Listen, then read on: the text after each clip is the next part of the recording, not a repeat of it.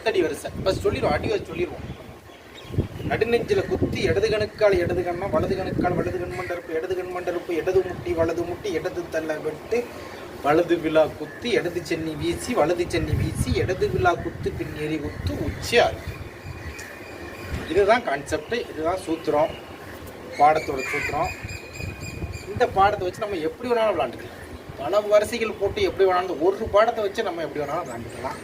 அதுதான் எனக்கு தெரியும், இது போதும், எனக்கு தெரியும். இதே மாதிரி பாடங்களே எனக்கு போதுமானது, எக்ஸ்ட்ராலாம் தேவை. இருந்தாலும் நாங்கள் இப்போ நிறைய பாடங்கள் இருக்குது, கணபதி ஐயா பாடங்கள், அதெல்லாம் நம்ம கண்டிப்பாக பழகியே ஆகும். ஏன்னா அழகான பாடங்கள், அதெல்லாம் விடவே கூடாது. இதே மாதிரி இப்போ என்னென்னா என்னோடய அடி வரிசையை நடுநெஞ்சில் குத்தி இடது கணுக்கால் இடது கண்ணம் வலது கணுக்கால் வலது கண் மண்டருப்பு இடது கண் மண்டருப்பு இடது முட்டி வலது முட்டி இடது தள்ள வெட்டு வலது விழா குத்து இடது சென்னி வீசி வலது சென்னி வீசி இடது விழா குத்து பின்னேறி குத்து உச்சியார்.